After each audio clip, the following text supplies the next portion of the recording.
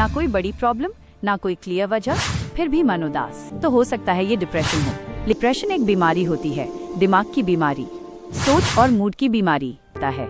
ये कहता है जैसे मैं बेकार हूँ, मेरी वजह से सब खराब है, फ्यूचर अंधेरा है। पर ये सच नहीं होता। डिप्रेशन परमानेंट नहीं होता, ये बदल सकता है और ठीक हो सकता है। क्या आपने कभी ये महसूस किया है?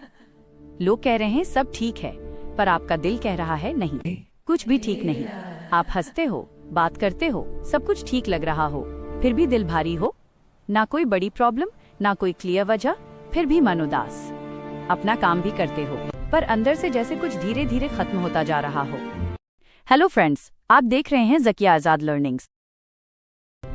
और फिर एक दिन आप खुद से पूछते हो, ये मेरे साथ ही क्यों हो रहा है? शायद मैं ही कमजोर हूँ। अगर आपने कभी ऐसा महसूस किया है तो हो सकता है ये डिप्रेशन हो। लेकिन ये बात याद रखिए, डिप्रेशन कमजोरी नहीं होता। डिप्रेशन एक बीमारी होती है, दिमाग की बीमारी, सोच और मूड की बीमारी। ये सिर्फ उन लोगों को नहीं होता जो वीक होते हैं। अक्सर ये उन लोगों को होता है जो ज्यादा सोचते हैं, जिम्मेदारी उठाते हैं और दूसरों के लिए ज्यादा महसूस करते हैं। इसलिए सबसे पहला कदम है खुद को दोष देना बंद करना। डिप्रेशन का सबसे खतरनाक हिस्सा रोना या उदासी नहीं होता।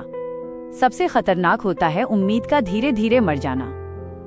जब लगने लगता है कुछ भी बदलने वाला नहीं, मैं हमेशा ऐसी ही रहूंगा या रहूंगी, अब ट्राई करने का कोई मतलब नहीं, और जब उम्मीद खत्म होती है तो मदद भी दूर लगने लगती है। डिप्रेशन एक और काम करता है, ये आपसे झूठ बोलता है। ये कहता है जैसे मैं बेकार हूँ, मेरी वजह से सब खराब है, फ्यूचर अंधेरा है। पर ये सच नहीं होता। ये डिप्रेशन की आवाज होती है, आपकी असली आवाज नहीं। जैसे बुखार में ठंड लगती है जबकि बॉडी गर्म होती है, वैसे ही डिप्रेशन में दिमाग गलत सिग्नल्स देता है। एक बहुत जरूरी बात समझिए, फीलिंग और रियलिटी अलग होती है। आप बुरा महसूस कर सकते हो, इसका मतलब ये नहीं कि आप बुरे हो।